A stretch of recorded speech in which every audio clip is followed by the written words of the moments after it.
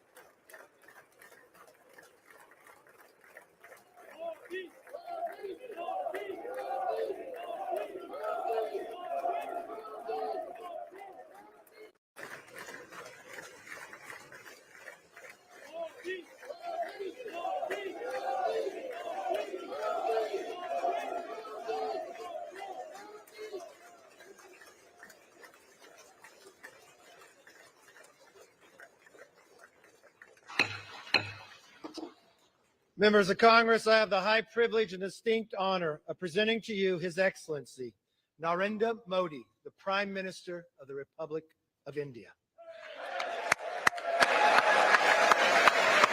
Thank you.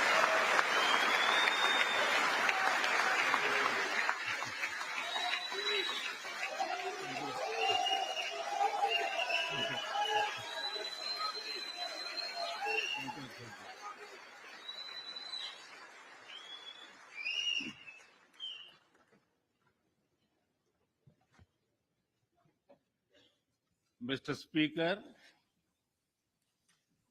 Madam Vice President, distinguished members of the US Congress, ladies and gentlemen, Namaskar.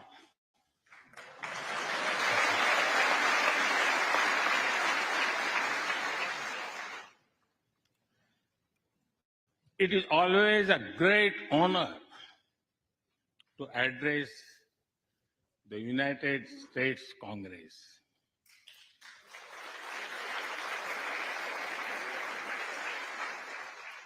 It is an exceptional privilege to do so twice.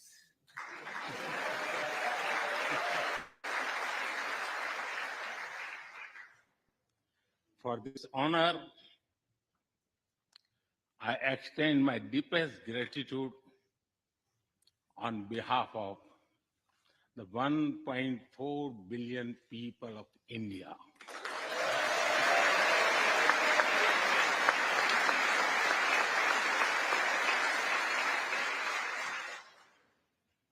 I see that nearly half of you were here in 2016. I feel your warmth as old friends. I can also see the enthusiasm of your new friends in the other half. I remember Senator Harry Reid, Senator John McCain, Senator Orrin Hatch, Elijah Cummings, Elsie Hastings, and others who I met here in 2016 and who are sadly no longer with us. Mr. Speaker, standing here 7 Junes ago, that is the June when Hamilton swept all the awards, I said that the hesitations of history were behind us. Now, when our era is at a crossroads, I'm here to speak about our calling for this century.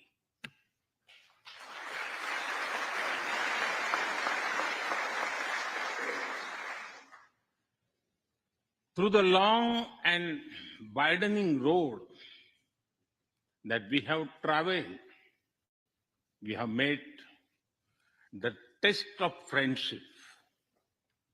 A lot has changed since I came here 7 summers ago. But a lot has remained the same, like our commitment to deepen the friendship between India and the United States.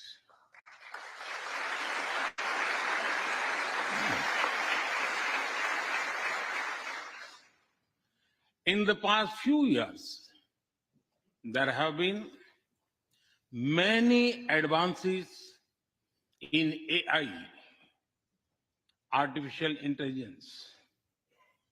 At the same time, there have been even more momentous development in another AI, America and India.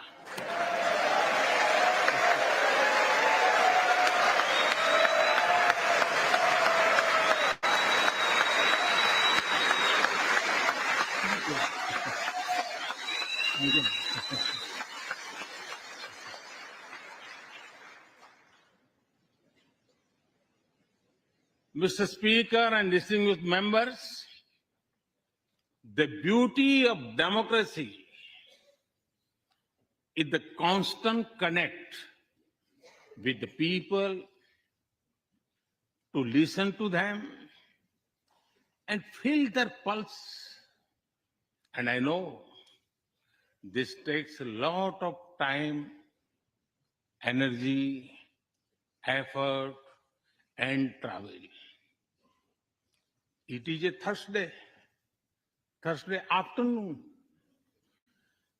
a fly out day for some of you. So I'm grateful for your time. I also know how busy you have been this last month. Being a citizen of a vibrant democracy, myself, I can admit one thing, Mr. Speaker, you have a tough job.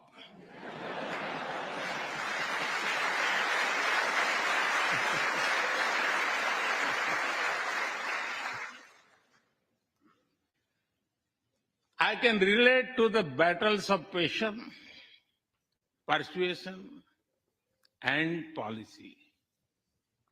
I can understand the debate of ideas and ideology. But I'm delighted to see you come together today to celebrate the bond between world's two great democracies, India and the United States. Thank you.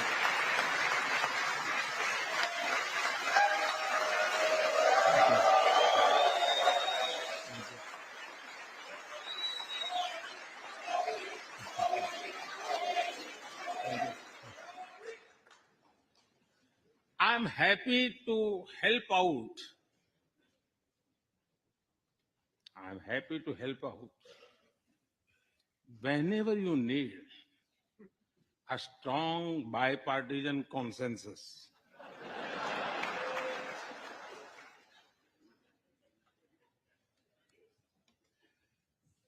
There will be and there must be a contest of ideas at home.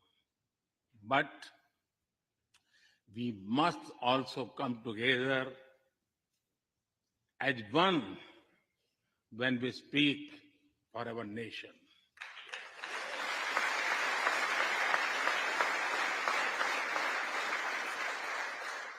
And you have shown that you can do it.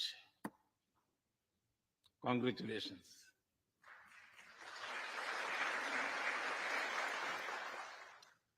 Mr. Speaker, the foundation of America was inspired by the vision of a nation of equal people. Throughout your history, you embraced people from around the world and you have made them equal partners in the American dream.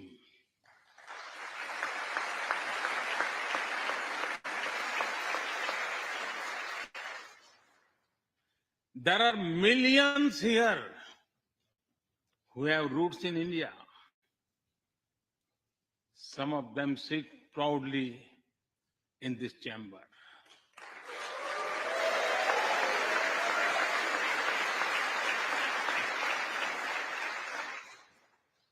And there is one behind me who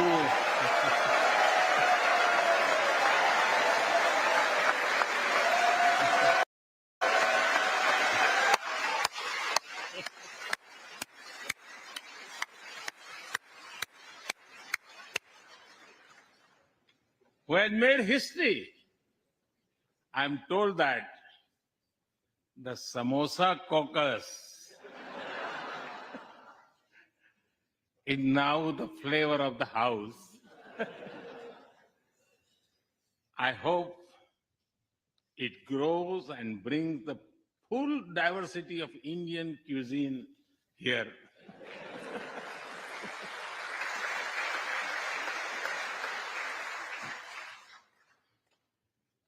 Over 2 centuries, we have inspired each other through the lives of great Americans and Indians. We pay tribute to Mahatma Gandhi and Martin Luther King Jr.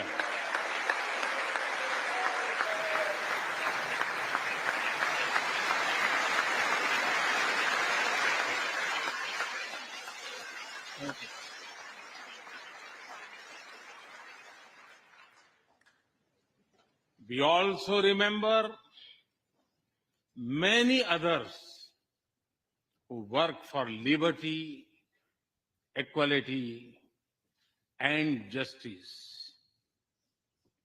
Today, I also wish to pay heartfelt tribute to one of them, Congressman John Lewis.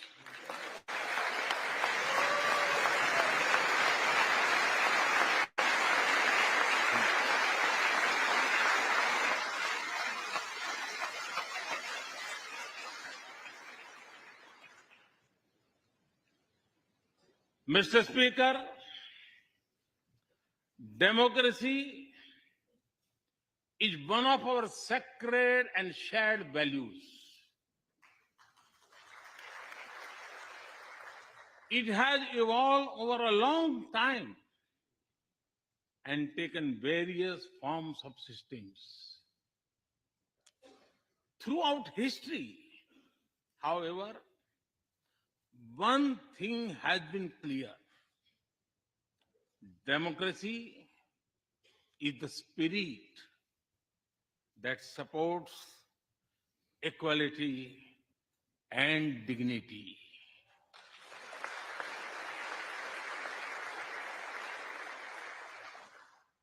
Democracy is the idea that welcomes debate and discourse. Democracy is the culture that gives wings to thought and expression. India is blessed to have such values from times immemorial. In the evolution of the democratic spirit, India is the mother of democracy.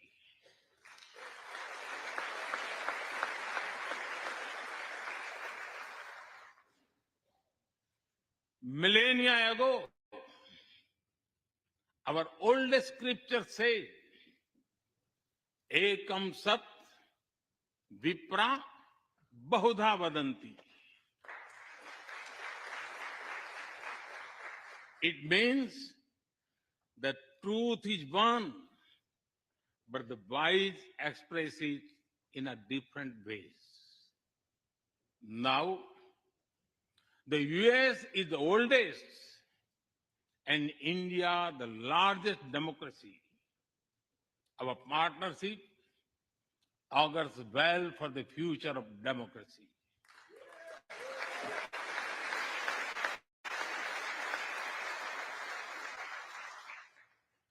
Together, we shall give a better future to the world and a better world to the future.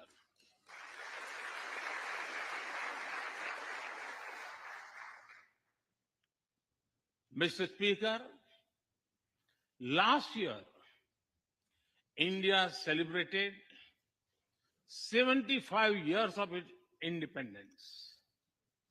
Every milestone is important, but this one was a special. We celebrated a remarkable journey of over 75 years of freedom after 1,000 years of foreign rule in one form or another. This was not just a celebration of democracy, but also of diversity. Not just of constitution, but also of its spirit of a social empowerment. Not just of our competitiveness and cooperative federalism, but also of our essential unity and integrity.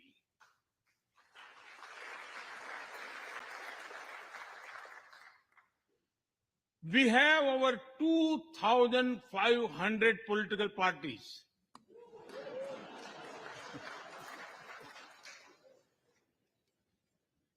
Yes, you heard that right.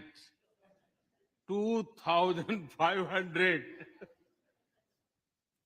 About 20 different parties govern various states of India.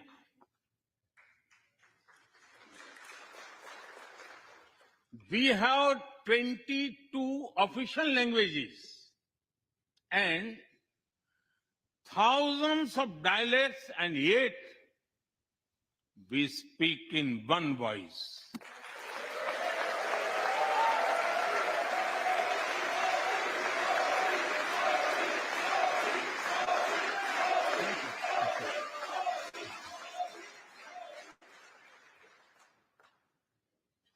Every 100 miles,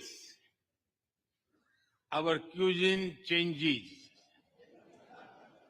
from dosa to aloo paratha, and from Srikhand to Sandesh. We enjoy all of this. We are home to all faiths in the world, and we celebrate all of them.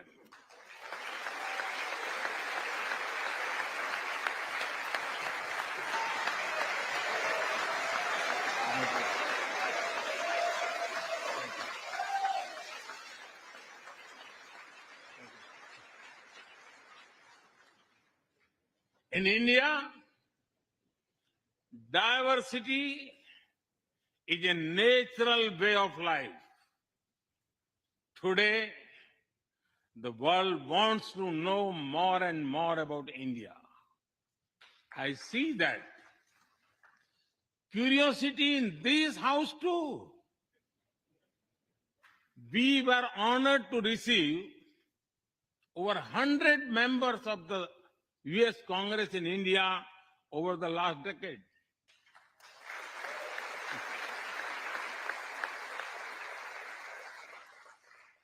Everyone wants to understand India's development, democracy, and diversity. Everyone wants to know what India is doing right and how.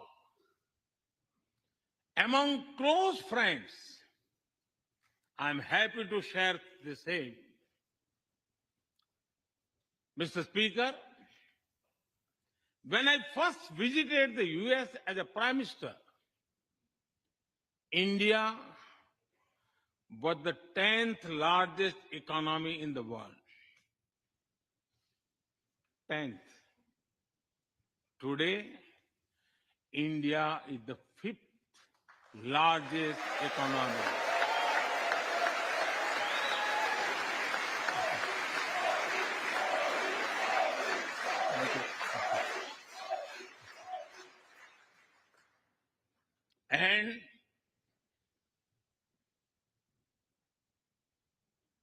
And India will be the 3rd largest economy soon.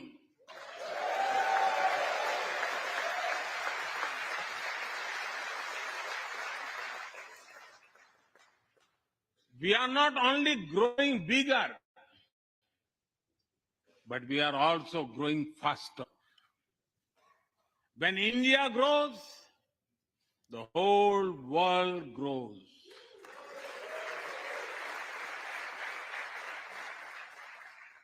After all, we are 1/6 of the world's population.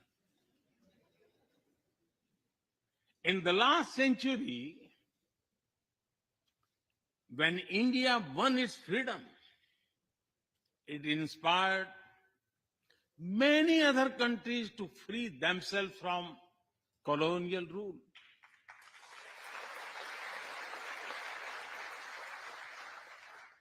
In this century, when India sets benchmark in growth, it will inspire many other countries to do the same.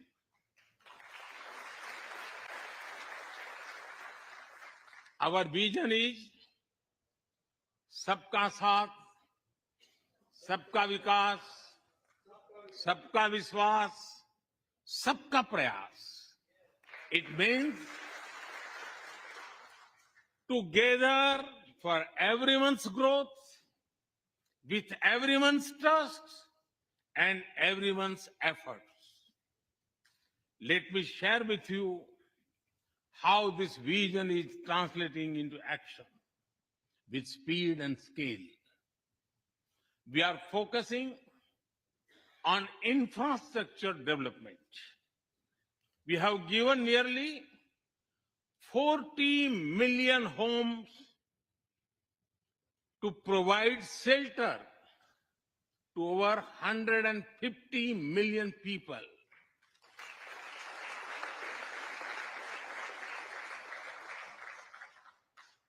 That is nearly 6 times the population of Australia.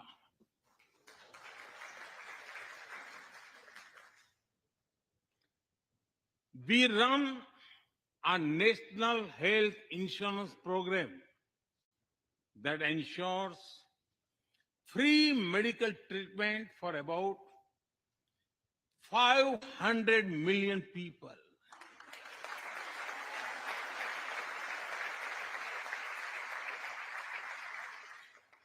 500 million people, that is greater than the population of South America.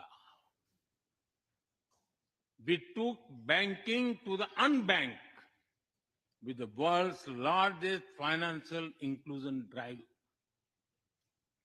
Nearly 500 million people benefited. This is close to the population of North America. We have worked on building digital India. Today, there are more than 850 million smartphones and internet users in the country.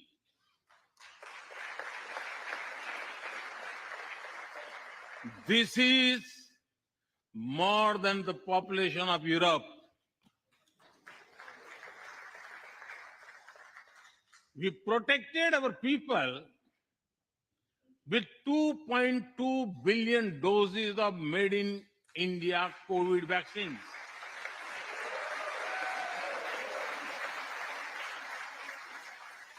And that too free cost.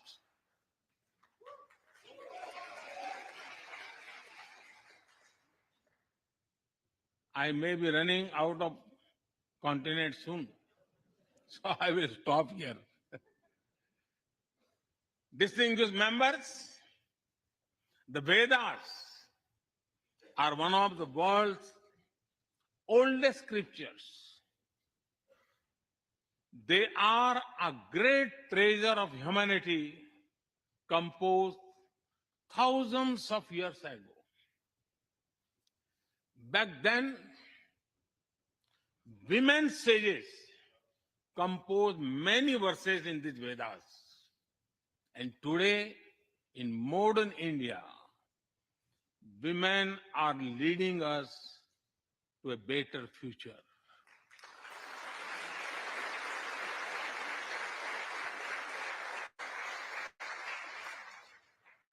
India's vision is not just of development which benefits women.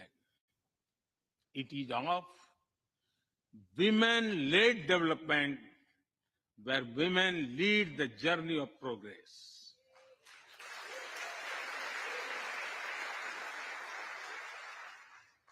A woman has risen from a humble tribal background to be our head of states.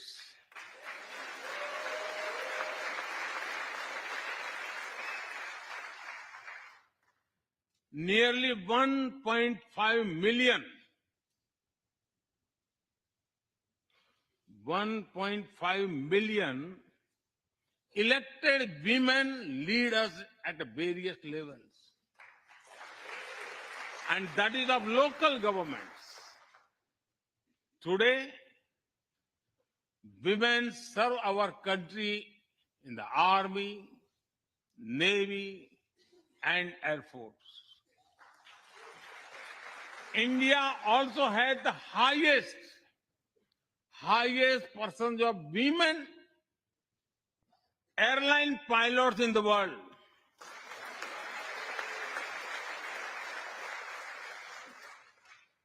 And they have also put us on Mars by leading our Mars mission.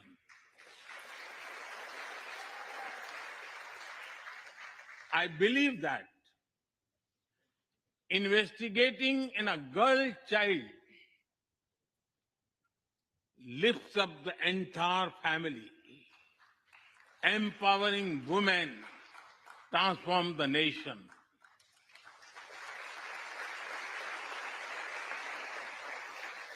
Mr. Speaker, India is an ancient nation with a youthful population. India is known for its traditions, But the younger generation is also making a hub of technology, be it creative reels on Insta or real-time payments, coding or quantum computing, machine learning or mobile apps, fintech or data science. The youth of India are a great example of how a society can embrace latest technology. In India, technology is not about innovation, but also about inclusion. Today, digital performance are empowering the rights and dignity of people while protecting privacy. In the last 9 years, over a billion people got a unique digital biometric identity connected with their bank accounts and mobile phones. This digital public infrastructure helps us reach citizens within seconds with financial assistance. 850 million people receive direct benefit financial transfers into their accounts. 3 times a year, over 100 million farmers receive assistance in their bank accounts at the click of a button. The value of such transfer has crossed $320 billion. And we have saved over $25 billion in the process. If you visit India, you will see everyone is using phones for payments, including street vendors. Last year, out of every 100 real-time digital payments in the world, 46 happened in India.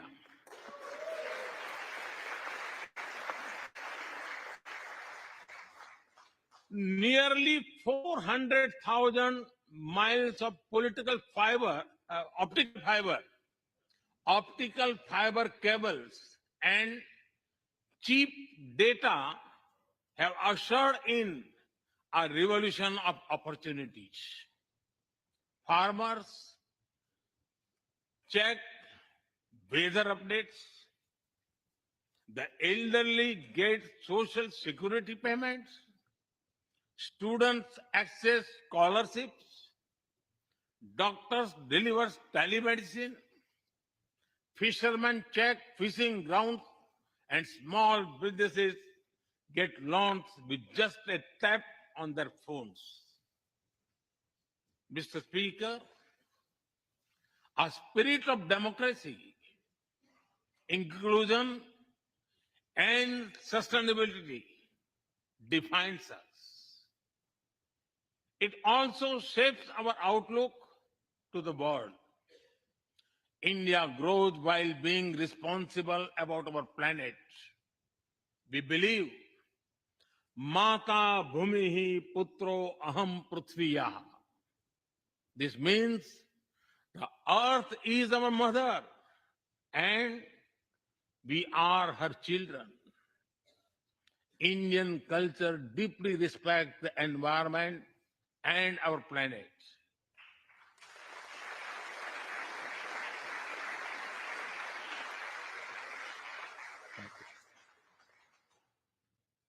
While becoming the fastest growing economy, we grew our solar capacity by 2,300%. Yes, you have heard right. 2,300%.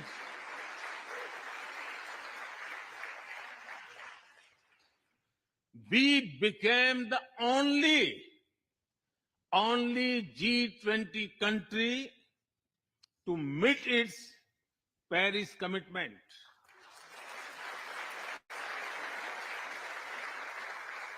We made renewables account for over 40% of our energy sources 9 years ahead of the target of 2030. But we did not stop there. At the Glasgow summit, I proposed Mission Life, lifestyle for environment. This is a way to make sustainability a true people's movement. To leave it to be the job of governments alone, by being mindful in making choices, every individual can make a positive impact. Making sustainability a mass movement, we help the world reach the net zero target faster.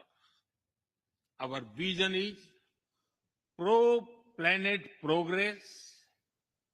Our vision is pro planet prosperity. Our vision is pro planet people.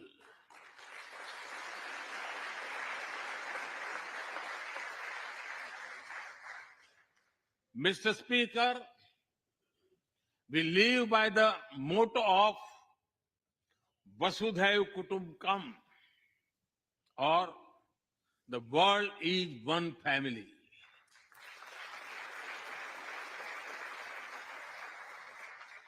Our engagement with the world is for everyone's benefit. The one sun, one world, one grid seek to join us. All is connecting the world with clean energy.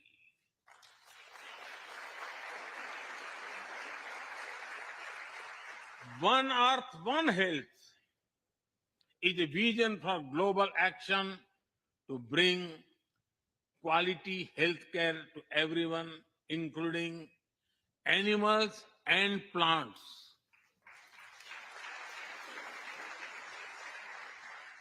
The same spirit is also seen in the theme when we chair the G20, One Earth, One Family, One Future. We advance the spirit of unity through yoga as well. Just yesterday, the whole world came together to celebrate the International Day of Yoga.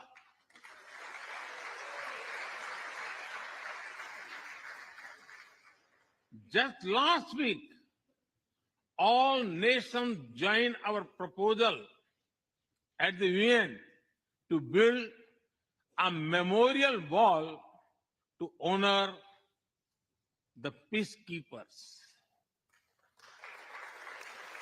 And this year, the whole world is celebrating the International Year of Millets to promote sustainable agriculture and nutrition alike. During COVID, we delivered vaccines and medicines to over 150 countries. We reach out to others, being disasters at first responders, as we do for our own.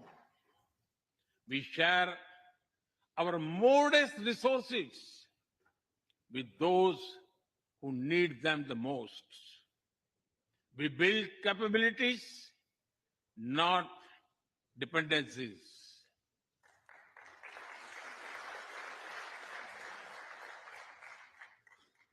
Mr. Speaker, when I speak about India's approach to the world, The United States occupy a special place.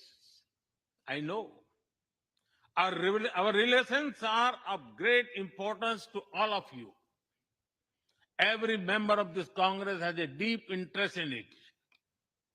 When defense and aerospace in India grow, industries in the state of Washington, Arizona, Georgia, Alabama, South Carolina, and Pennsylvania thrive.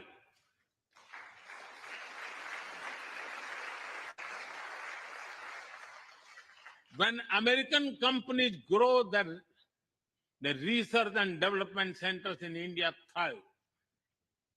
When Indians fly more, a single order for aircrafts creates more than 1 million jobs in 44 states in America.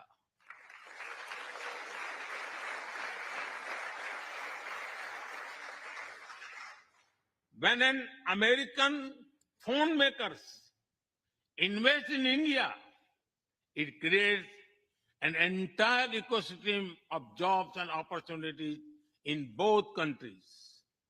When India and US work together on semiconductors and critical minerals, it helps the world in making supply chains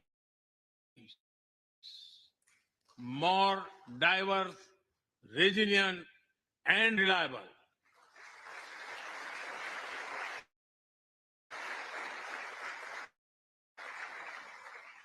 Indeed, Mr. Speaker, we were strangers in defense cooperation at the turn of century. Now, the United States has become one of our most important defense partners.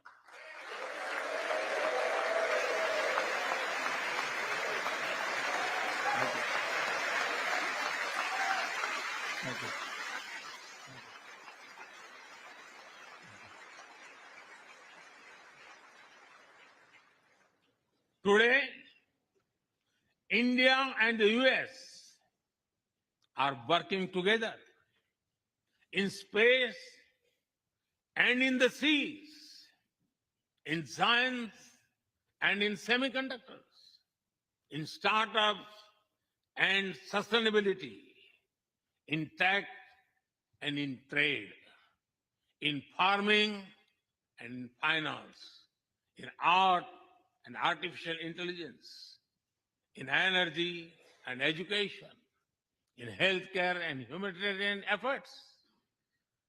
I can go on and go on, but to sum up it, I would say the scope of our cooperation is endless. The potential of our synergies is limitless. And the chemistry in our relations is effortless.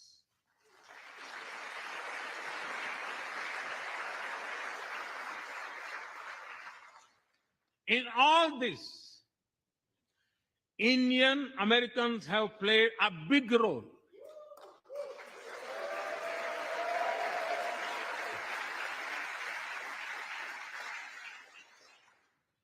They are brilliant in every field, not just in spelling bee.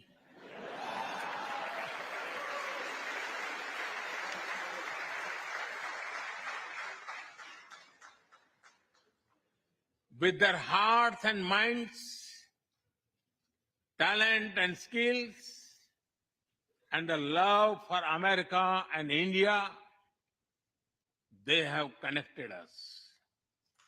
They have unlocked doors. They have shown the potential of our partnership. Mr. Speaker, distinguished members, every Indian Prime Minister and American President of the past has taken our relationship further. But our generation has to honor of taking it greater heights.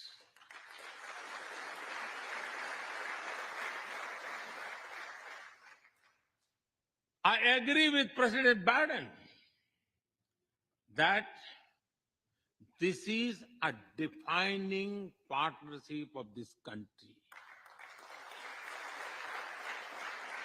because it serves a larger purpose: democracy, demography, and destiny give us the purpose. One consequence of globalization has been to cover over concentration of supply chains. We will work together to diversify, decentralize, and democratize supply chains.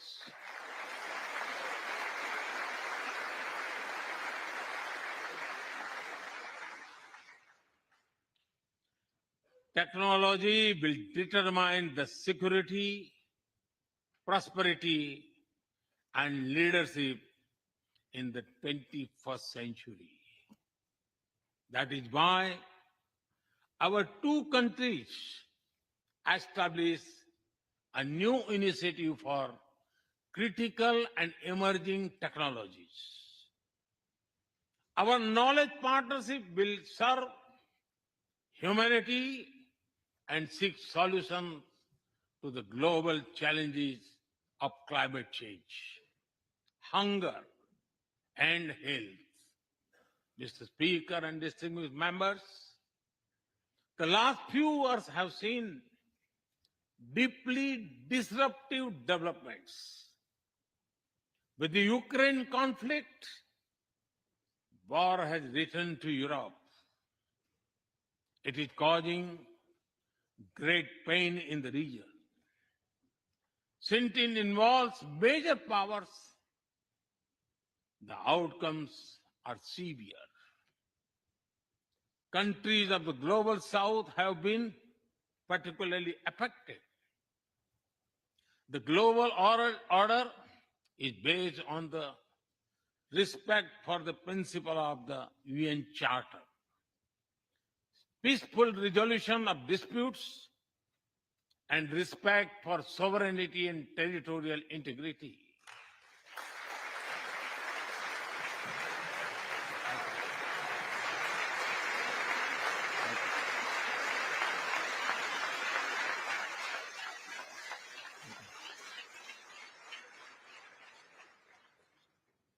As I have said directly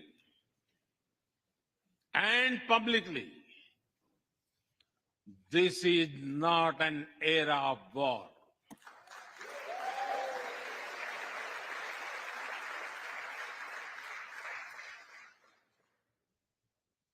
But it is one of dialogue and diplomacy. And we all must do what we can to stop the bloodshed and human suffering.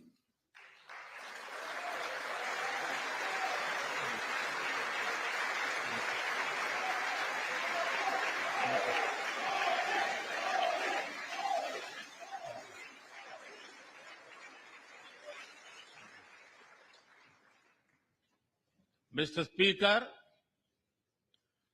the dark clouds of coercion and confrontation are casting their shadow in the Indo-Pacific.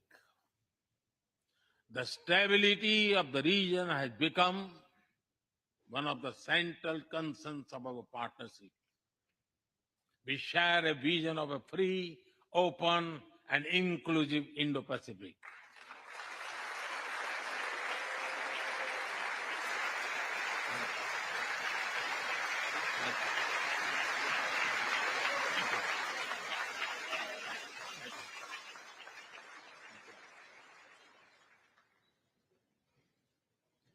Connected by secure seas, defined by international law, free from domination, and anchored in ASEAN centrality.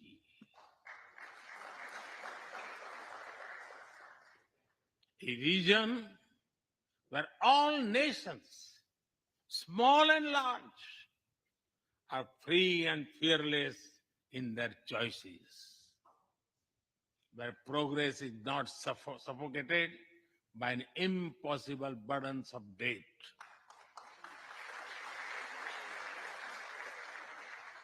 Where connectivity is not leveraged for strategic purposes, where all nations are lifted by the high tide of shared prosperity. Our vision does not seek to contain or exclude, but to build a cooperative region of peace and prosperity. We work through regional institutions and with our partners from within the region and beyond. Of this, Code has emerged as a major force of good for the region.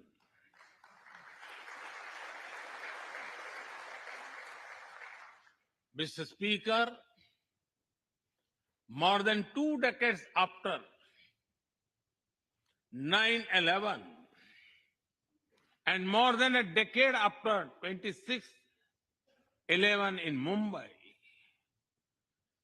radicalism and terrorism still remain a pressing danger for the whole world. These ideologies keep taking new identity and forms, but their intentions are the same. Terrorism is an enemy of humanity, and there can be no ifs and buts in dealing with it.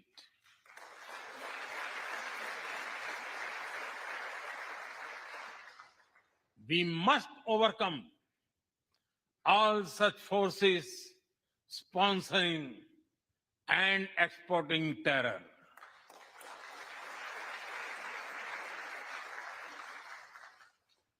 Mr. Speaker, COVID-19's biggest impact was the human loss and suffering it caused. I wish to remember Congressman Ron Wright and the staff members who lost their lives to COVID. As we emerge out of the pandemic, we must give shape to a new world order. Consideration, care, and concern are the need of the hour. Giving a voice to the global south is the way forward. That is why I firmly believe that the African Union be given full membership of G20.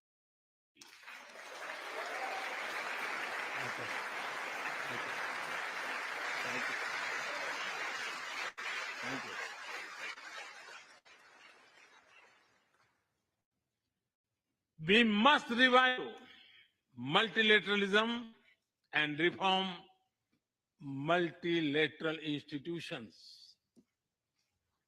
With better resources and representation that applies to all our global institutions of governance, especially the United Nations.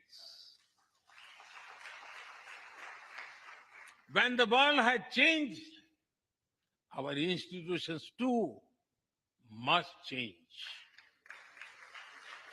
or risk getting replaced by a world of rivalries without rules. In working for a new world order based on international law, our two countries will be at the forefront as partners.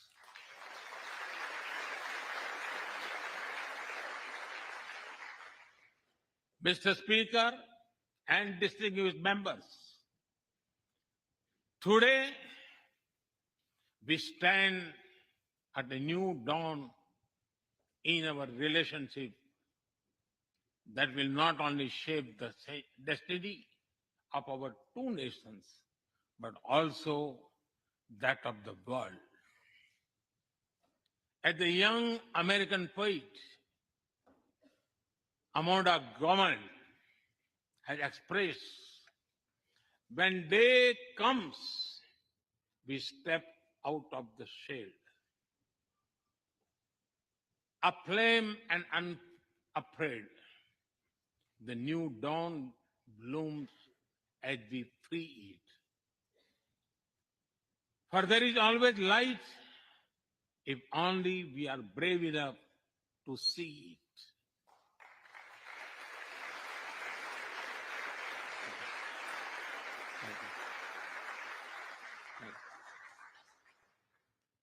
Our trusted partnership,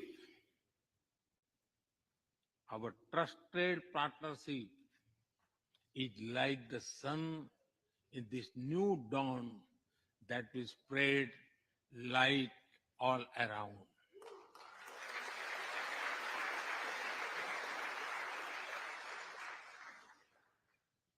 I'm reminded of a poem that I once wrote. आसमान में सिर उठाकर, आसमान में सिर उठाकर, घने बादलों को चीर कर, रोशनी का संकल्प ले, अभी तो सूरज उगा है.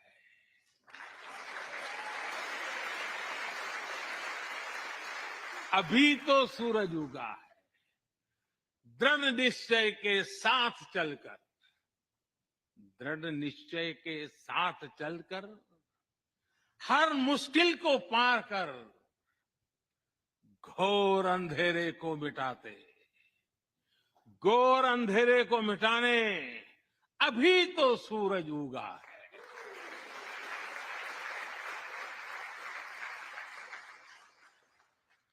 If I were to say it in English, it would be rising its head in the skies, piercing through the dense clouds with the promise of light. The sun has just risen, armed with a deep resolve, overcoming all the odds to dispel the forces of darkness. The sun had just risen.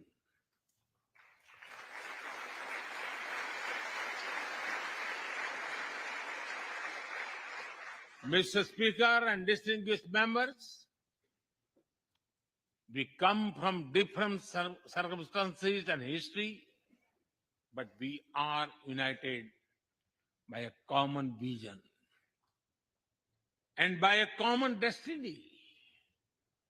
When our partnership progresses, economic resilience increases, innovation grows, science flourishes, knowledge advances, humanity benefits, our seas and skies are safer, democracy will shine brighter, and the world will be a better place.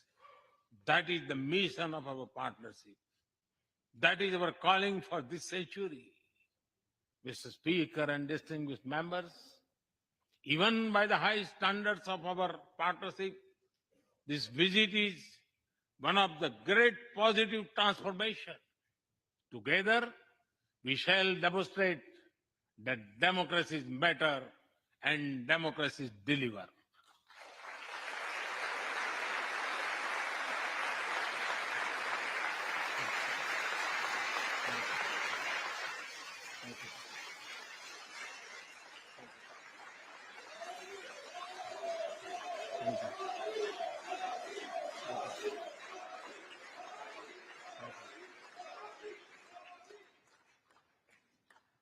I count on your continued support to the India-US partnership.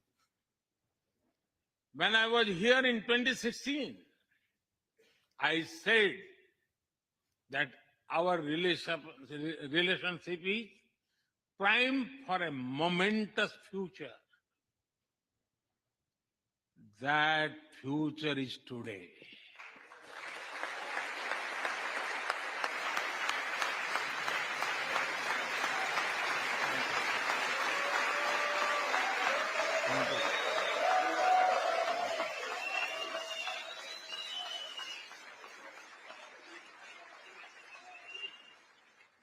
Thank you once again, Mr. Speaker, Madam Vice President, and the distinguished members of this honor.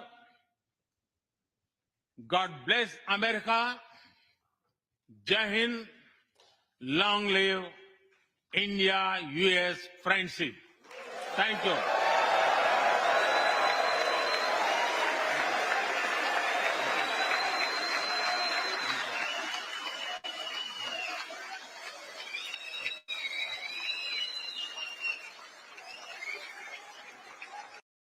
सांसद हैं वो प्रधानमंत्री से मिलने के लिए, उनसे हाथ मिलाने के लिए, उनका इस्तकबाल करने के लिए, स्वागत करने के लिए उत्सुक हैं।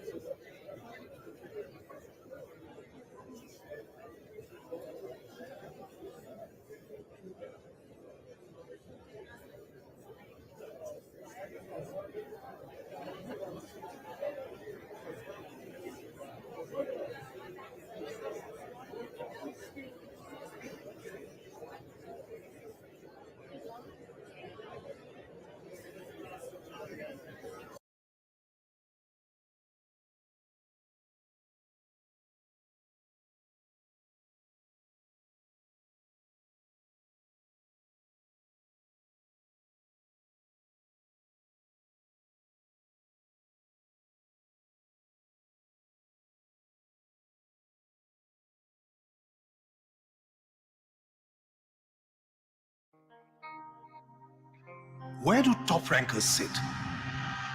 Here! Where do pranksters sit? Here!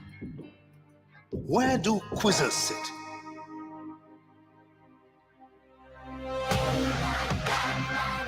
Here. Here!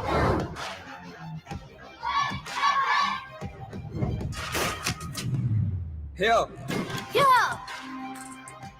Here! Here! The world is their classroom, and this show will be their biggest test as I look for India's first Quizzer of the Year, where you stand a chance to win an educational scholarship of 1 crore, exciting daily, weekly, and monthly prizes, and unmissable opportunity to feature on Sony Live. Quizzer of the Year. Register and play on Sony Live. There are many outstanding things in such a short life we left. If we presume that, well, he did die in 1925, then actually he was only 48 when he died. So he was a young man. And here was a legacy, and it will become a history in his own lifetime, not only in this country, but throughout the world. The amount of connectivity that he was able to get, the long established regimes and the leaders of that time, whether it was Hitler or whether it was going to Japan or it was in Singapore, there was a great distance. So I don't think that I'm going to talk, and then his scholarly abilities, his intellectual and cerebral qualities are really remarkable. There are no other leader who probably in real that terms can really match him. But there are two qualities about Subhash Bose which I think distinguishes him most. While others also had many of the qualities that Subhash Bose had. But Subhash Bose had one thing, other than two things, more important than them. Firstly, he had the audacity. He was a very audacious person. He had the audacity, was seen right when he was in the presidency college, and he could take the cudgels with his British principal. He had the audacity to go to London, appear for the ICS, and then say, give the, he was ranked very high, and then hand over this thing. He said, when he was asked that, well, what will be your biggest